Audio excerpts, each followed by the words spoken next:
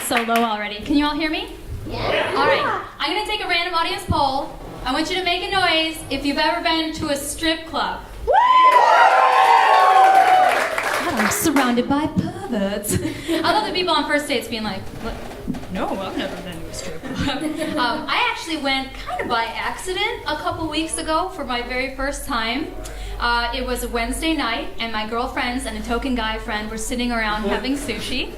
And somehow the subject of, oh, pole dancing, it's so good for your abs came up. And then the conversation went kind of like this, like, oh, God bless those girls. They spend 6 hours working out their abs around a pole. Oh, yeah, I know. It's so great. It's such a skill, you know. We really have you ever been to a strip club?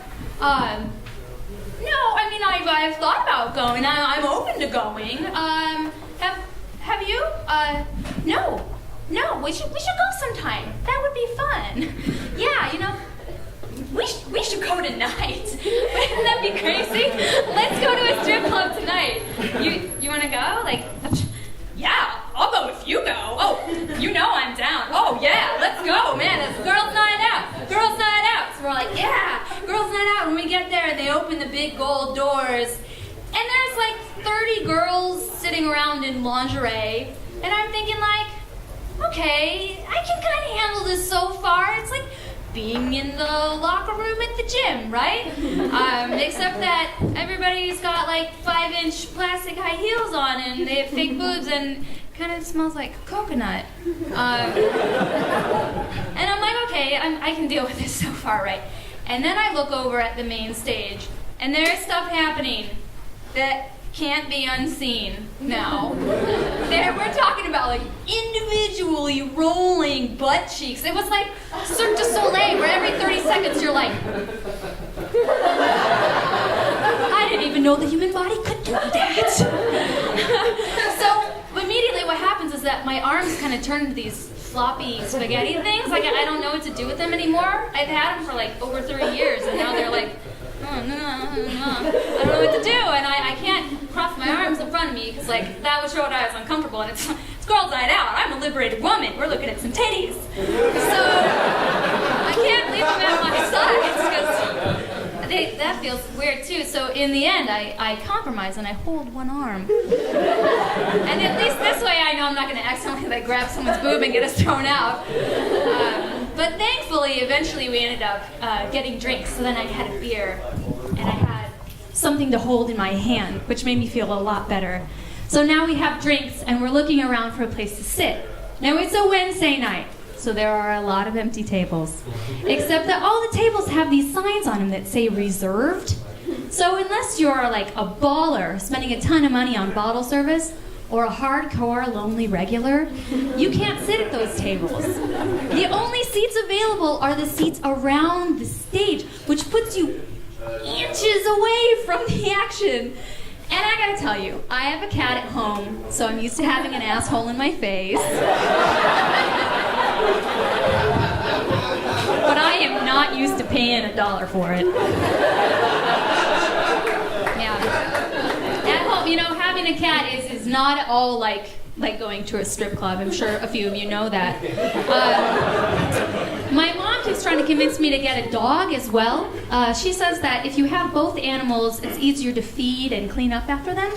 Some theory of hers, like the cat will puke and then the dog gets a warm meal. You should see her method for cleaning the litter box. It's not pretty. I feel a little bit sorry for my mom. She raised 5 kids. It does make you a little bit crazy. And being one of those 5 kids, the middle actually, I developed all of these really weird sort of ways to keep myself entertained, right? Mostly making weird animal noises, like chirping like a bird, for example. And really unfortunately for my husband, that is something I continue to do to this day. We'll just be sitting around the house talking to myself. He's like, what do you want? And I'm like, nothing. I'm just talking to myself. But actually it comes in quite handy when we're at the grocery store. Because if I need to ask him something and he's across the store, and I don't want to text him like a douche. I just make this noise. And he'll like, what? And he'll come over and be like, what do you need? It actually works quite well. So we have a good thing going there, but I also feel a little bit sorry for him because 1 week out of the month I kind of turn into this creature, and I can't explain why. I've actually tried to research it, right? Why are all these things happening? Like, why does my lower back hurt? I'm bloated. I want to like rip apart a small animal. And there's no good explanation if you search online. You think you have cancer, but there's no real reason why this stuff is happening. And I want it to be like it was back in the 50s when they gave it to you straight. You go to the doctor and you say, oh, I'm so emotional. I don't know what's wrong with me. And he'd be like, well, I've got bad news and I've got good news. The bad news is that you're a woman.